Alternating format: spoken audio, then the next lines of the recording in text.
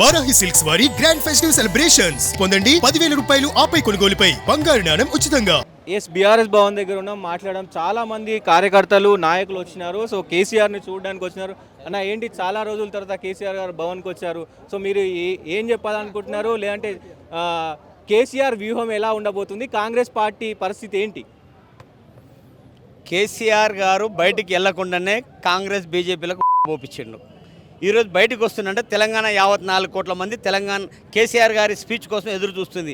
కేసీఆర్ గారు ఎలాంటి నిర్ణయం తీసుకున్నా, ఎలాంటి ఉద్యమాలకు పిలిపించినా కానీ కేసీఆర్ వెనుక నడవడానికి లక్షలాది మంది కార్యకర్తలు సిద్ధంగా ఉన్నారు. ఎందుకంటే గతంలో 2009 నుండి 2014 జరిగిన తెలంగాణ ఉద్యమంలో ఎన్నో పెద్ద పెద్ద జైళ్లకు పెద్ద పెద్ద కేసులకు పోయించిన వాళ్ళు ఈ కేసీఆర్ గారు చేసే ప్రోగ్రాంలకు ఎవరు కూడా భయపడరు.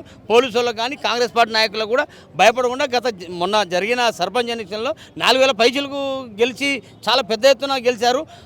ఇంకా ప్రభుత్వం కింద భయపెట్టకుండా ఉండి ఇంకో 1000 సీట్లు ఎక్కువ వచ్చాయి. రేపు జరగబోయే ఎంపీటీసీలు జెడ్పీటీసీల్లో కాంగ్రెస్ పార్టీ ఓడిపోతుందని వాయిదా వేసినారు.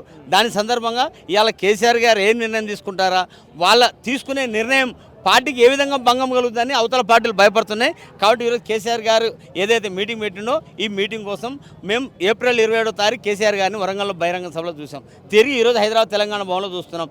ఇదే విధంగా కేసీఆర్ గారు బయటకు వచ్చి ఇంకా పెద్ద పెద్ద కార్యక్రమాలు చేయాలి. ఉద్యమంలో ఏ విధంగా అయితే ప్రోగ్రాం చేయించారో ఆ విధంగా చేయాలి.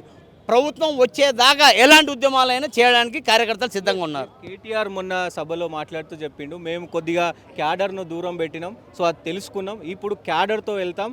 మొత్తం కార్యకర్తలు, గ్రామ కార్యకర్తలు కావచ్చు, గ్రామ నాయకులు కావచ్చు, అందరినీ కలుపుకొని పోతామంటూ కూడా ఆయన కామెంట్ చేశారు, ఒప్పుకున్నారు. సో ఇప్పుడు 2029కి సిద్ధంగా ఉన్నారు. ఎట్లా ఉండబోతుంది? సార్, నేను వాస్తవంగా అలాంటి విషయం మాట్లాడద్దు అనుకున్నా, కానీ మీరు ప్రశ్న అడిగారని చెప్తున్నా. నేను 2001 నుంచి ఉన్నాం ఇక్కడ ఉన్న వాళ్ళమందరం. నా పైన 24 కేసులు, ఒకరి మీద 10 కేసులు, ఒకరి మీద 5 కేసులు. మేమందరం ఉద్యమకారులను జైలుకు పోయించిన వాళ్ళం. వాస్తవంగా మాలాంటి వాళ్ళకి న్యాయం జరగలేదు.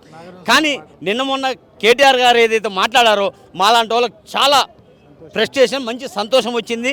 ఇంకా పార్టీలు ఇంకా కష్టపడి పనిచేయాలి. ఎందుకంటే మా నాగార్జున సాగర్ అనేది మారుమూల ప్రాంతం, ఆంధ్ర తెలంగాణ బార్డర్. ఏ చిన్న ప్రోగ్రాం చేసినా కానీ పోలీసులు వెంటనే ఎత్తుకుపోయారు. మా దగ్గర పనిచేసిన ప్రతి ఎస్ఎంఆ మీద కేసులు పెట్టిండు. ఆ విషయం పార్టీ అధిష్టానానికి తెలుసు. కాబట్టి కేటీఆర్ గారు ప్రభుత్వం వచ్చినాక కష్టపడ్డ కార్యకర్తలను, ఉద్యమం నుంచి పనిచేసిన కార్యకర్తలను, కేసులు ఉన్నటువంటి కార్యకర్తలను వాళ్ళని గుర్తించాలి, తగిన రీతిలో పదవులు ఇచ్చి కాపాడుకోవాలి. అదేవిధంగా కాంగ్రెస్ పార్టీకి డిమాండ్ చేస్తున్నా, వాళ్ళు ఎన్నికల హామీలలో ఉద్యమకారులకు 250 గజాల స్థలము, 25,000 రూపాయల పెన్షన్ ఇస్తానని మొండి చేసి చూపించింది. వాళ్ళు వెంటనే బేషరతుగా ఉద్యమకారులకు క్షమాపణ చెప్పాలి. లేదంటే రేపు జరిగే క్యాబినెట్ ఎప్పుడు జరుగుతుందో క్యాబినెట్ మీటింగ్లో ఉద్యమకారుల చర్చ జరగాలి. ఉద్యమకారులకు వెంటనే 250 గజాల స్థలం. ఇలా మేము ఉద్యమాలు చేస్తే కాంగ్రెస్ వాళ్ళకు పీసీ అధ్యక్షుడు వచ్చింది, కాంగ్రెస్ వాళ్ళకు ముఖ్యమంత్రి పదవులు వచ్చింది, కాంగ్రెస్ వాళ్ళకు జిల్లా అధ్యక్ష పదవులు వచ్చింది. ఇవాళ మేము కొట్లాడు తెలంగాణ ఎక్కడ వచ్చేది? ఇవాళ కొద్దిమంది మాట్లాడుతున్నారు, మా అమ్మ తెలంగాణ తల్లి సోనియా గాంధీ అంటారు. ఎక్కడదండి? ఏం మాట్లాడుతారు కాంగ్రెస్ నాయకులు? కనీసం జై తెలంగాణ అన్నారండి? మా నాయకులు నిన్న మొన్నాడు మహేష్ గౌడ్ పీసీ అధ్యక్షుడు కానీ ముఖ్యమంత్రి ఎక్కడన్నారు? మేము గల్లీలు తిరిగాం, ఢిల్లీ దాకా పోయినాం, హైదరాబాద్లో ఇందిరా పార్క్ ఆడ ఎన్నో ప్రోగ్రాం చేసినాం, ఎన్నో పోలీసులు దెబ్బలు తిన్నాం. మేము ఇప్పటికీ అనారోగ్యం గురవుతున్నాం ఆ దెబ్బలు తిన్నాం. కానీ కాంగ్రెస్ ప్రభుత్వం బేషరతుగా ఉద్యమకారులకు ఇచ్చిన హామీని నెరవేర్చాలని ఈ తెలంగాణ భవన్ నుంచి నేను డిమాండ్ చేస్తున్నాను. ముఖ్యంగా హరీష్ రావు ఇప్పుడు అంటే మొన్న జరిగినటువంటి సర్పంచ్ ఎలక్షన్స్లో హరీష్ రావు ముందంజలో ఉన్నాడు. హరీష్ రావుకి ఒక పదవి అంటే వర్కింగ్ ప్రెసిడెంట్, అంటే రెండో క్యాడర్ కేటీఆర్ తర్వాత ఇంకో వర్కింగ్ ప్రెసిడెంట్గా హరీష్ రావుకి ఇస్తారనేది వార్తలు వస్తూ ఉన్నాయి. దీని గురించి ఏం చెప్తారు? హరీష్ రావుకు ఇస్తే బెటర్ అంటారా? ఏం చెప్తారు? టీఆర్ఎస్ అది పార్టీ నాయకులని డిస్టర్బ్ చేయాలని పిసిసి అధ్యక్షుడు ఒక వ్యాఖ్య చేశారు. హరీష్ రావుని నష్టపరచాలని కేటీఆర్ చూస్తుండు, కేటీఆర్ని నష్టపరచాలని హరీష్ రావు చూస్తుండు. వాళ్ళిద్దరకు మాకు పార్టీకి 2 కళ లాంటి వాళ్ళు. వాళ్ళకి ఏ పదవి కేసీఆర్ గారు కట్టుబెట్టినా వాళ్ళ ఆధ్వర్యంలో పనిచేయడానికి లక్షలాది మంది కార్యకర్తలు సిద్ధంగా ఉన్నారు. ఇలాంటి అవాకులు చెవాకులు మాట్లాడడం కాంగ్రెస్ నాయకులు బంద్ చేయాలి.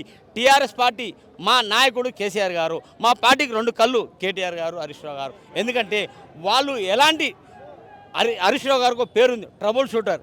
ఎలాంటి ట్రబుల్ వచ్చినా కానీ షూట్ చేసి దాన్ని క్లియర్ చేసే సత్తా ఉన్న నాయకుడు హరీష్ రావు గారు. కేటీఆర్ గారు కొద్దిమంది అంటారు కేటీఆర్ వచ్చినాక ఓడిపోతుంది. ఏమో మా పార్టీకి ఓడిపోతుంది, మీకు వచ్చే నష్టమైంది? మీరు మా పార్టీ మీద బురద జల్లడానికి ఏదో దొరకక మాట్లాడుతున్నారు. గతంలో కేటీఆర్ గారు ఉన్నప్పుడు ఎన్ని బై ఎలక్షన్లు గెలిచింది? మొన్న జరిగిన గత 5 సంవత్సరాల కింద జరిగిన మున్సిపాలిటీ ఎన్ని గెలిచింది? కాంగ్రెస్ పీసీ అధ్యక్షుడు రేవంత్ రెడ్డి ఉన్నప్పుడు ఎన్ని మున్సిపాలిటీ గెలిచారు? ఇవాళ మీరు మాట్లాడుతున్నారు కేటీఆర్ ఉన్నప్పుడు ఓడిపోయారని. మీరు పదవులు ఉన్నప్పుడు ఎన్ని గెలిచారు? ఒకసారి జ్ఞానోదయం చేసుకోవాలి. ఒక పార్టీని హెచ్చరించే ముందు నీ పార్టీలు ఉన్నప్పుడు నువ్వేం చేసినావు అనేది కూడా గుర్తుంచుకొని మాట్లాడాలి. మీరు ప్రభుత్వంలో ఉన్నారు కాబట్టి సెక్యూరిటీ గార్డుని తీసుకొని బయటికి వెళ్తారు కాబట్టి మిమ్మల్ని ఎవరేం ముట్టుకోవట్లేరు. ఒక్కసారి గన్మెన్లు వదిలి ప్రజల్లోకి రండి. ప్రజల్లో తులం బంగారం ఇస్తారు. ఏమైంది మీ తులం బంగారం? 18 సంవత్సరాలు దాటిన స్టూడెంట్స్కి స్కూటీలు ఇస్తున్నారు. ఎక్కడుండి స్కూటీలు? ఆమె ప్రియాంక గాంధీ వచ్చింది, సోనియా గాంధీ వచ్చి చెప్పింది. ఉద్యమకారులకు ఏది హామీ? రైతు 500 సన్న ఓట్లకు ఇస్తా అన్నారు. గృహలక్ష్మి గృహిణులకు 2500 నెల ఇస్తా అన్నారు. రైతు బంద్ ఏది? రైతు బీమా ఏది? ఇవాళ ఎవరి ప్రమేయం లేకుండా, మంత్రి గారి ప్రమేయం లేకుండా కూడా ఒక రైతు చనిపోతే డెత్ సర్టిఫికేట్, ఎఫ్ఐఆర్ కాపీ ఒప్పచెప్పగానే 5 లక్షల రూపాయలు చెక్ ఇచ్చేవారు. కానీ ఇవాళ ఎక్కడ పోయింది అదంతా? ఇవాళ ప్రజల్లో అందరూ ఇవాళ పల్లెల్లో అవన్నీ గుర్తుకొస్తున్నాయి. కేసీఆర్ కిట్టు ఒక బాలింత నీళ్ళు ఆడితే కేసీఆర్ కిట్ ఇచ్చాడు. 12,000 రూపాయలు అమ్మాయి పుడితే 13,000 రూపాయలు ఫిక్స్డ్ డిపాజిట్ అయ్యేది.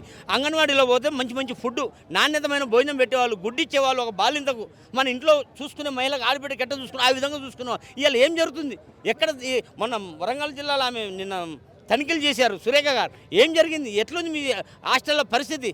కూరగాయలు నాసిరకమైన కూరగాయలు పట్టుకుంది కుండా సురేఖ సీతక్క గారు. బీఆర్ఎస్ ప్రభుత్వం ఏదైతే జూబ్లీ హిల్స్ ఎలక్షన్స్లో ఓడిపోయిన తర్వాత, అటు కంటోన్మెంట్లో ఓడిపోయిన తర్వాత పల్లెల్లో వ్యతిరేకత ఉందని చెప్పి బీఆర్ఎస్ పార్టీ చెప్పింది. కేటీఆర్ చెప్పిండు, హరీష్ రావు చెప్పిండు, క్యాడర్ అంతా కూడా చెప్పింది. కానీ మీకు 4000 సర్పంచ్ మాత్రమే గెలిచినారు.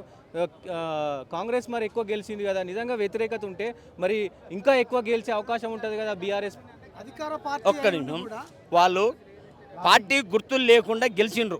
ఒక చోట మా నల్గొండ జిల్లాలో 7 ఓట్లతో హుజూర్నగర్ నియోజకవర్గం ఉత్తమ్ కుమార్ రెడ్డి ఏరియాలో 7 ఓట్లతో బీఆర్ఎస్ అభ్యర్థి గెలిచిందని ప్రకటించిన తర్వాత అందరూ బయటికి పోయినాక మళ్ళీ రీకౌంటింగ్ చేయాలి, కాంగ్రెస్ వాళ్ళు గొడవ చేస్తున్నారని మళ్ళీ పిలిచి రీకౌంటింగ్ చేసి ఆ తర్వాత కాంగ్రెస్ పార్టీ అభ్యర్థి గెలిచిందన్నారు. తర్వాత మా జిల్లా మాజీ మంత్రి వర్యులు ఎస్పీకి కలెక్టర్ ఫోన్ చేసి ల్యాండ్ ప్రాబ్లం వస్తే మాది బాధ్యత కాదు, ప్రభుత్వానికి బాధ్యత, నేను వస్తున్నా అని ఎప్పుడైతే కలెక్టర్కి ఎస్పీకి ఫోన్ చేసారో వెంటనే మళ్ళీ కాంగ్రెస్ అభ్యర్థి ఓడిపోయిండు, బీఆర్ఎస్ అభ్యర్థి గెలిచిందని ప్రకటించారు. అంటే భయాభ్రాంతులు చేసుకుంటూ 1 ఓటు 2 ఓట్లతో బీఆర్ఎస్ అభ్యర్థులు ఎక్కడైతే ఓడిపోయారో అక్కడ 2 సార్లు 3 సార్లు కౌంటింగ్ చేపించి కాంగ్రెస్ అభ్యర్థులు మళ్ళీ 2 ఓట్లు 3 ఓట్లతో గెలిచారని ప్రకటింపజేశారు. కాబట్టి అదే పార్టీ గుర్తులు వస్తే ఎవరేం చేయలేరు, ఈవీఎంలు వస్తే ఎవరేం చేయలేరు. అందరూ టీఆర్ఎస్ ఎప్పుడు వస్తుందా? ఎంపీటీసీ ఎలక్షన్ కానీ, జెడ్పీటీసీ ఎలక్షన్ కానీ, మున్సిపాలిటీ ఎలక్షన్ కానీ, కార్పొరేషన్ ఎలక్షన్ కానీ ఎప్పుడు ఓటేద్దామా, ఎప్పుడు మన కసి తీర్చుకుందామా గవర్నమెంట్. ఎందుకంటే ఈ హైడ్రా తెచ్చి చాలా పెద్ద ఇవాళ హైదరాబాద్ ఏం పరిస్థితి అండి? రియల్ ఎస్టేట్ ఉందా అండి? కుప్ప కూలిపోయింది. ఎంతోమంది ఆత్మహత్యలు చేసుకుంటారు. బయటకు వచ్చిన 1-2 అండి, 100 మంది చచ్చిపోతారు రియల్ ఎస్టేట్ చేసేవాళ్ళు. వాస్తవానికి మీకంటే ఎక్కువగా అటు కాంగ్రెస్ కావచ్చు, అటు బీజేపీ కావచ్చు కామెంట్ చేస్తుంది. కార్యకర్తల్ని, నాయకులని పట్టించుకుంటలేదు బీఆర్ఎస్ పార్టీ అని ఏం చెప్తారు? బీజేపీ వాళ్ళు ఏదో అంటారు, వాళ్ళ ఇప్పు వాళ్ళకు చూసుకోవడం చేత కాదు కానీ వేరే వాళ్ళని మాట్లాడతారు. అసలు బీజేపీ అనేది ఉందా అండి? ఎన్ని గెలిచారండి? అసలు బీజేపీకి మాట్లాడే హక్కు ఉందా తెలంగాణ మీద? ఏ రోజన్నా బీజేపీ వాళ్ళు ఎప్పుడు మతపరమైన రాజకీయాలు చేస్తారు. వాళ్ళు మతపరంగా లబ్ధి పొందాలని చూస్తారు. ఇది తెలంగాణలో నడవవు. వాళ్ళు ఈశాన్య రాష్ట్రాల్లో ఏమైనా చూసుకోవాలి కానీ తెలంగాణలో వచ్చేటప్పటికి అలాంటి వాళ్ళ కుట్రలు నడవవు. తెలంగాణ ప్రజానికం చాలా తెలివైన వాళ్ళు. కేసీఆర్ వెంట నడవడానికి ఆల్రెడీ వాళ్ళు సిద్ధమైపోయారు. ఓట్లేసి ఎప్పుడు 80 సీట్లు 90 సీట్లు బీఆర్ఎస్ పార్టీ ముందంజలో ఉందా, ఎప్పుడు ఇందామా మాటలు, ఎప్పుడు విజయడంగా మోగిద్దామా అని పల్లెల్లో ప్రజలందరూ సిద్ధంగా ఉన్నారు. కాబట్టి బీజేపీ కాంగ్రెస్ ఒకటేనండి. వాళ్ళు తెర వెనుక రాజకీయాలు వాళ్ళిద్దరు ఒకటే. కొద్దిమంది నాయకులు అంటారు బీజేపీ బీఆర్ఎస్ ఒకటని, బీజేపీ వాడు అంటాడు కాంగ్రెస్ బీఆర్ఎస్. ఎక్కడ కలిసి చూపి నాకు ఏం మాట్లాడుతారు? అంటే మీడియా దొరికిందంటే ఏదంటే అది మాట్లాడతారా? దీని గురించి మాట్లాడతా. కాళేశ్వర్ నరం లేని నాలిక నాయకులు ఏదన్నా మాట్లాడతారు, ప్రజలు అన్నీ గమనిస్తారు. సమయం వచ్చినప్పుడు కేసీఆర్ గారు ఒక మాట చెప్తారు, గాడిదకి గడ్డేసి ఆవుకు పాలు బితుకుతే వస్తాయా అని. అదేవిధంగా ఈరోజు బీఆర్ఎస్ వెనుక నడవడానికి ప్రజలు సిద్ధమే ఉన్నారు. బీజేపీ వెనుక నడిచి కాంగ్రెస్ నడిచి కేసీఆర్ ఎందుకు గెలవలేదంటే కేసీఆర్ గారు చెప్పిన సామెతనే వస్తుంది. కాబట్టి ప్రజలందరూ అలా తప్పు చేయకుండా ఈసారి పెద్ద ఎత్తున బీఆర్ఎస్ ఎమ్మెల్యేలను గెలిపించడానికి పల్లెల్లో ప్రజలు సిద్ధంగా ఉన్నారు. కాబట్టి కాంగ్రెస్ వాళ్ళకి బీజేపీ వాళ్ళకు వణుకు మొదలుపెట్టింది. వణుకు మొదలైంది కాబట్టి ఇలాంటి అవాకులు చెవాకులు మాట్లాడుతున్నారు. ఓకే, ఇక్కడికి వస్తా నల్లగొండ ఇది పట్టుకొని వచ్చినారు మీరు. సో నాగార్జున సాగర్కి సంబంధించి ముఖ్యంగా కాళేశ్వరం ప్రాజెక్టు కూలిపోయిందని చెప్పి పెద్ద ఎత్తున ప్రచారం చేస్తున్నారు. కాళేశ్వరం పైన ఎలాంటి నిర్ణయం ఇప్పటివరకు రాలేదు. ఏం చెప్తారు దీని మీద? 2 సంవత్సరాలు అయిపోయింది. కాళేశ్వరం ప్రాజెక్టులో 100 కోట్లు నిర్వీర్యం అయిపోయినాయి. కేసీఆర్ జైలుకు పోతాడు, హరీష్ రావు జైలుకు పోతాడు, కేటీఆర్ జైలుకు పోతారని చెప్పారు. సో అందరూ దాంట్లో ఉన్న వాళ్ళందరూ జైలుకు పోతారని చెప్తారు. కానీ ఇప్పటివరకు ఏదీ లేదు. సో ఏం చెప్తారు? బీఆర్ఎస్ పార్టీ ఏం చేయబోతుంది? నేను ఒకటే ఉదాహరణ, కవిత గారిని ఢిల్లీలో లిక్కర్ స్కామ్లో జైల్లో వేసారు. ఏం జరిగిందండి? ఇవి కూడా అలాంటి కేసులే. కాళేశ్వరం గురించి చెప్తారు. నిన్న మొన్న ఇసుక దందా చేసే కాంగ్రెస్ నాయకులు మొత్తం ఎక్కడెక్కడ బాంబులు పెట్టి పేలు చేసిరండి చెక్ డ్యాంలని. ఏం కేసు పెట్టిర్రు? మీ కళ్ళ ముందు పేలుస్తుంటే చూస్తున్నారండి. కాళేశ్వరాన్ని అనవసరంగా తెర మీదకి తీసుకొచ్చి కేసీఆర్ని బద్నాం చేయాలని చూస్తారు. మీరు కేసీఆర్ని ఎంత బద్నామం చేయాలని చూస్తే బంతి కిందికి ఎంత స్పీడ్ కొడతావో అంతకంటే ఎక్కువ స్పీడ్గా పైకి లేస్తుంది. కాబట్టి ఈ కాళేశ్వరాన్ని ఇంకో దాన్ని తీసుకొచ్చి కేసీఆర్ని బద్నాం చేయాలంటే కుదరదు. ఏ సిట్టు ఏ ఈడీ వచ్చి ఏం చేయలేదు. పోయిన సంవత్సరం 2025 జనవరి 9వ తారీఖు కూడా ఈడీ విచారణ పిలిచి కేటీఆర్ని అరెస్ట్ చేస్తామంటే సుమారు మేము మాలాంటి 10-20 వేల మంది కార్యకర్తలు తెలంగాణ భవన్లో నిండిపోయారు. అరెస్ట్ చేస్తే కనబడేది, కేటీఆర్ని అరెస్ట్ చేస్తే తెలంగాణ సత్తేందో కార్యకర్తల దమ్మేందో చూపించేవాళ్ళం. ఇవాళ కేటీఆర్ని ముట్టుకోమనండి, కేసీఆర్ హరీష్ను ముట్టుకోమని చూపిస్తాం. తెలంగాణలో ఒక్క పిలిపిస్తే లక్షల మంది రోడ్ల మీదకి వస్తారు. కాబట్టి ఆ భయం వాళ్ళల్లో ఉంది కాబట్టి ఎవరిని ముట్టుకునే సత్తా చేయట్లేదు.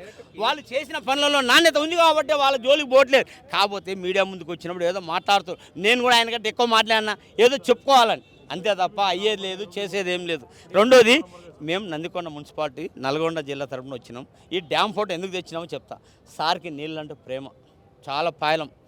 రైతులకు సుభిక్షంగా ఉండాలంటే నీళ్లు, కాబట్టి డ్యామ్ ఫోటో తీసుకొచ్చి సార్కి ఒక చిన్న గిఫ్ట్ ఇద్దాం. ఎందుకంటే మా నాగార్జున సాగర్ గత 60-70 సంవత్సరాలు ఎలక్షన్ జరిగినా మా దగ్గర ఎలాంటి ఎలక్షన్లు జరగవు. మాది ఇరిగేషన్ ప్రాంతం. 2015లో కేసీఆర్ గారు ప్లీనరీ నాగార్జున సాగర్లో పెట్టారు. ఆ సమయంలో మా దగ్గర ఉన్నటువంటి 100 మంది కార్యకర్తలను పోయి సాగర్ని టౌన్షిప్ కానీ మున్సిపాలిటీ కానీ చేయాలంటే సార్ నందికొండ మున్సిపాలిటీకి నామకరణం చేస్తే 2020 ఎలక్షన్ చేసి మేమందరం కౌన్సిలర్లుగా ఎన్నుకోబడిన వాళ్ళం. ఇప్పుడు మాజీ కౌన్సిలర్లు మళ్ళీ ఎలక్షన్ చేస్తే మళ్ళీ నిలబడి విజయడంకం మోగిన సిద్ధంగా ఉన్నాం. కాబట్టి సార్కి మా మున్సిపాలిటీ తరఫున గిఫ్ట్ ఇవ్వడానికి వచ్చినాం. జై తెలంగాణ, జై కేసీఆర్. ఏం చెప్తారు? ఇప్పుడు కేసీఆర్ కూతురే డైరెక్ట్ కౌంటర్ చేస్తుంది, హరీష్ రావుని కౌంటర్ చేస్తుంది, కేటీఆర్ని కూడా లాగుతూ ఉంది. సో గత 10 సంవత్సరాల్లో బీఆర్ఎస్ ప్రభుత్వంలో కొన్ని అవకతవకలు జరిగినాయి, ఉద్యమకారులను ముఖ్యంగా పక్కన పెట్టారు అని సారీ కూడా చెప్పింది. సో డైరెక్ట్ కేసీఆర్ను కాకుండా అందరినీ టార్గెట్ చేస్తుంది. ఏం చెప్తారు? మా పార్టీ తరఫున ఎక్కడ కూడా ఈరోజు దాకా కవిత మీద మాట్లాడలే. మీరు అడిగినారు కాబట్టి చెప్తున్నా. ఆంధ్రాలో జగన్ చెల్లెల్ని సపరేట్ చేసి అక్కడ ఉన్న ప్రభుత్వ పెద్దలు డ్రామాలు ఆడిస్తారు. ఇక్కడ కూడా తెర వెనుక ఎవరో ఉండి ఏదో మాట్లాడిస్తున్నారు. కవిత బయట మనిషి కాదు, ఎప్పుడైనా మా ఇంటి ఆడపిల్లనే. ఇవాళ అన్నదమ్ములు కొట్లాడడం, రేపు పొద్దున మా జోలికి ఎవరు వస్తే మేము ఇద్దరం ఒకటవుతాం. మా కవితమ్మ కూడా మా మనిషే, ఇబ్బంది ఏం లేదు.